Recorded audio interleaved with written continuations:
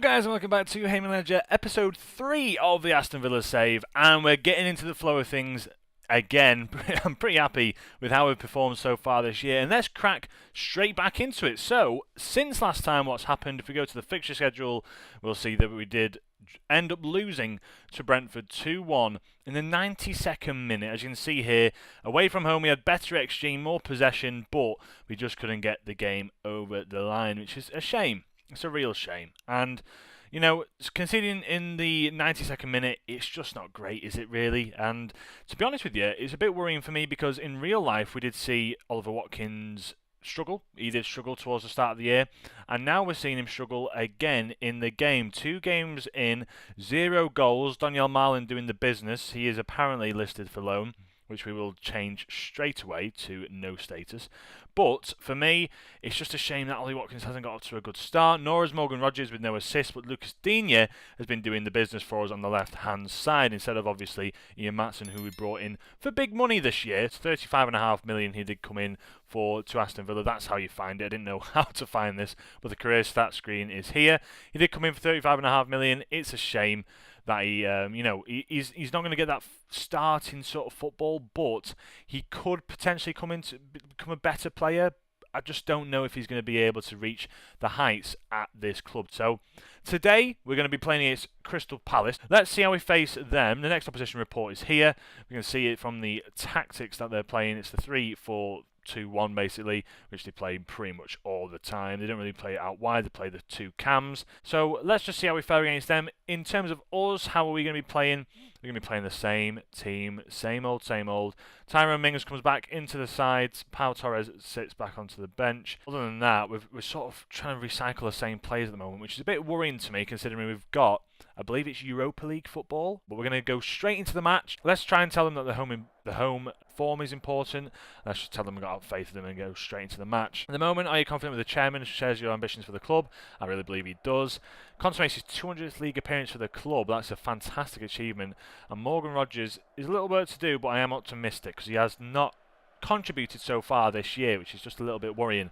I do like the spine, the English spine of the club, obviously being in the Premier League. I like the fact that people are English based or like British based. That just scream like that should be a thing for me. It's like in your starting 11 as many English players as you can. Like you see Spain, they have and Germany and even Italy to an extent, not so much, but Italy to an extent have the same type of thing going on. I just think it's so important. Definitely France as well, should I say. France have a great like young squad coming through, so you want to see that a bit more often. But leading into the game again, as I think for me as well, once you see this a few times, it does get a little bit boring. And like, as much as this will be great for Champions League nights, it's the same camera angles, the same thing over and over again, which is just a little bit annoying to me. We just had a bit of a glimpse of a 2D background whilst the game was going, which would have been nice actually. Bodini stands over the free kick. He puts out to Marlin, who's on the edge of the box. He has a shot on goal, and he puts it in. Daniel Marlin with another goal to make it 3 for the year. Lucas Digne with another assist. And I don't know what sort of happened there. He seems to be just laying it off to Daniel Marlin, who takes a touch out of his feet with the outside of his foot, and he hits it. It's a deflection. It's a deflection. Dean Henderson nearly gets there, but a deflection into the goal, and he doesn't look very happy at all. Who's that? I can't read the back of that shirt, but it might have been Will Hughes, but he didn't look happy whatsoever. So 1-0 up already in the first 2 minutes of the game. Very happy with that. The way that we're playing, the 4-2-3-1, it works well in possession, and then out of possession you go to a bit more narrower formation. Everyone drops back and you can get ready to counter if we need to. So Daniel Marlin with a beautiful turn there. Morgan Rogers now, what can he do with his technical dribbling skills? Lucas Digne into Tielemans. We're knocking it around nicely here. Matty Cash has a lot of time on the ball, plays it into John McGinn, who tries to pull it back. Matty Cash on it now. What's he going to do? Finds Rogers, who's through on goal, but it's a disallowed for offside, as Rogers was just a little bit off there. But we're looking good. We are looking pretty good. I'm pretty happy with how we've started off the season so far. I'm going to check the goal. It's definitely going to be disallowed. You can see even from this angle that Morgan Rogers was a little bit offside, but at least he's getting into the positions now. I need him to start to grow into this free roam position. Matty Cash, you can see, they just wandered a little bit too far forward on the turn, blast into the back of the net, but won't count, which is a shame. Overall, for the first 25 minutes, I'm pretty happy with how we've been playing. We've been playing pretty well at the back. Lucas Digne now runs forward, marauds forward. Rodgers picks it up. What can he do with it? Marlon into Digne. They're playing it well. I love this little link up on the left-hand side between Luca Digne and Marlon, who takes it past his man now, Luca Digne. What's he going to do? He's going to try and pull it back. He pulls it back to Daniel Marlon, who finds Morgan Rodgers. He can't finish it, though. He just can't put it in the back of the net, which is such a shame. That was a great opportunity. As now we go forward, win the ball back again. Marlon plays the ball through, but Watkins not going to do much with it there. The simulator going crazy. We seem to be having a lot of possession. Crystal Palace not really doing much. They're sitting quite deep, as you can see here, but let's see what we can do as we push quite high up the pitch. Matty Cash on it now, in towards John McGinn. Beautiful ball down the line. He can pull it back to Tielemans now, who has a shot on goal himself. He puts it into the back of the net. Look at that celebration. Interesting celebration. No one celebrating with him. Tielemans puts it in the back of the net after the John McGinn assist. It's an interesting one. John McGinn sort of pulls it back. Tielemans on the edge of the box. What does he do? He just sort of... It's a bit of a glancing effort, and it's poor by Dean Henderson, if you ask me. Really poor. The speed of the ball didn't seem to justify the reaction, and Tielemans celebrating by himself. No, everyone's celebrating with John McGinn. But that puts us 2-0 up. No complaints from me. 2 deflections to score, which feels a bit bad, to be honest. But as you can see here, we've been dominating the game. Crystal Palace have not been in this whatsoever. They're not having a great time. Much in contrast to real life, they're having a fantastic season so far. 43 minutes in. We are in full control of the match, keeping possession of the ball, passing well and doing great. As now Mark Guehi gets onto the ball, obviously running out of contract at the end of the season. Ollie Watkins picks it up. He tries to chip the keeper. Wow, I've not seen a highlight like that in a long time on FM. The audacious effort there to go, the confidence to go for a shot like that, unbelievable. So let's address the team. I'm pleased we've created loads. The scoreboard reflects it. Let's keep creating. Let's keep going. As Digne wins the ball back now as he drifted a bit further inside. Tielemans lays it off for Matty Cash. No one's pressing from Crystal Palace. Matty Cash in acres of space, takes it past his man. He's going to have a shot on goal, and he puts it in the back of the net. Matty Cash with an assist from Tielemans. A goal and assist from Tielemans today. Matty Cash with a great finish there. And we come out from half-time. No one closes down Matty Cash. And he sort of drives at his man, takes it past him. I think Mitchell's probably just committed too much. Will Hughes isn't there. And Dean Henderson getting beat at his near post. That shouldn't be happening. That definitely shouldn't be happening.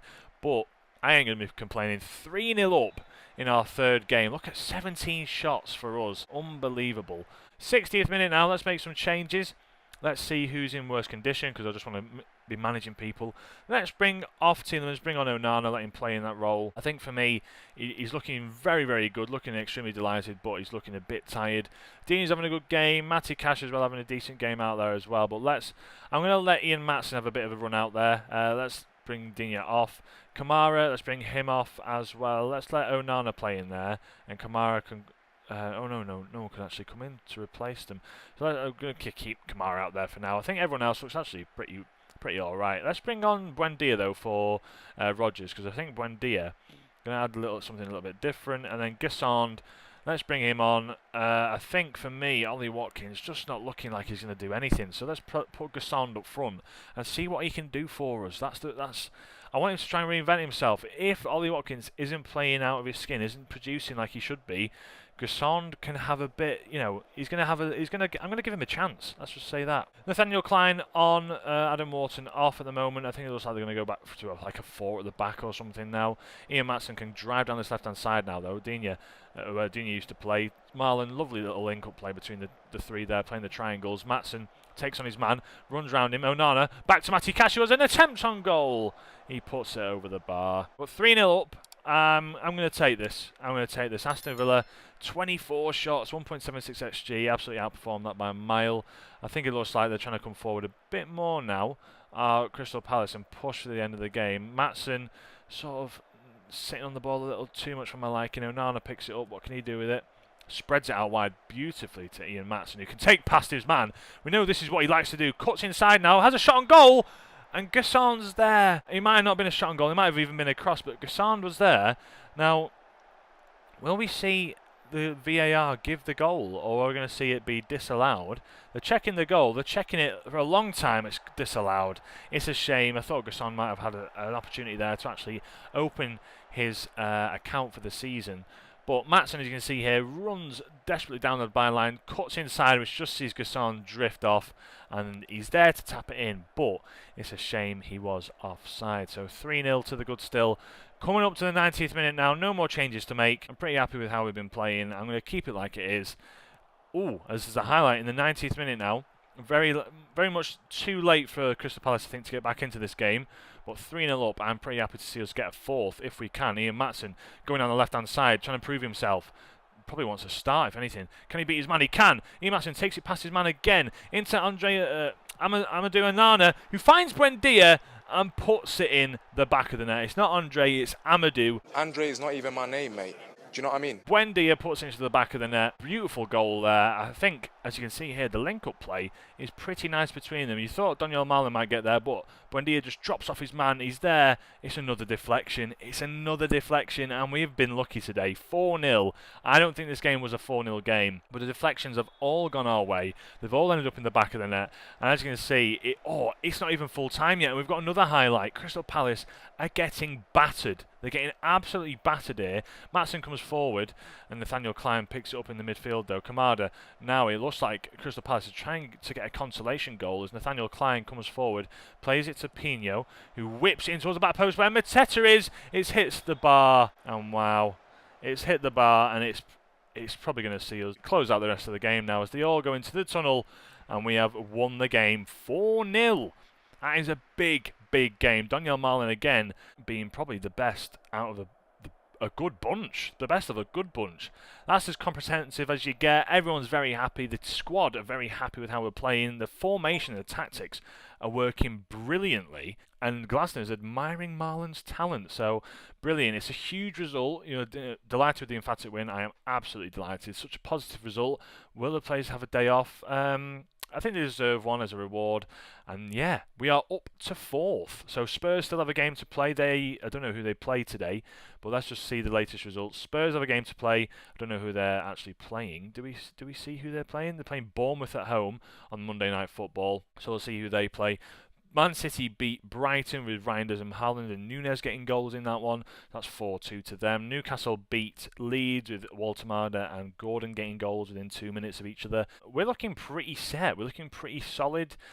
I'm quite happy with where we are at the moment. Sitting for 3 games in, 6 points. We're looking solid. Other than that, calendar-wise, what have we got coming up? We've got a few World Cup qualifiers, so we'll be simming through all of that. We've got the Europa League squad registration, which we need to do.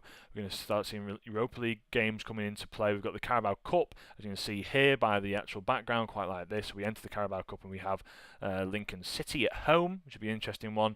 But the next game is against Everton, and then it's Sunderland away from home, and then Fulham. So I'll probably join you back for the Fulham game. Why not? Let's try and get this series going as fast as we can, shall we? Fulham game at home. They're sitting 20th at the moment in bad form. Sunderland in 5th at the moment, which looks they're doing very, very well. Same with Everton. But the Fulham game should be an exciting one. So the other thing is, let me just see where the transfer activities sit. So we've got active only, all offers. So ins wise, do we have I don't know when the likes of Sancho are going to come in. Transfer history, here we go. So we've got the likes of Jadon Sancho, who's going to come in on the 9th of the 1st, which is today. That's why he's not there. So squad-wise, we should actually have, if we just have a quick look at it now, at the first team, we should have the likes of Harvey Elliott, Jadon Sancho, all there, all raring to go. Lindelof as well. That's brilliant news. We're going to have to bring them all in, make sure my assistant actually picks everyone. The work permit is,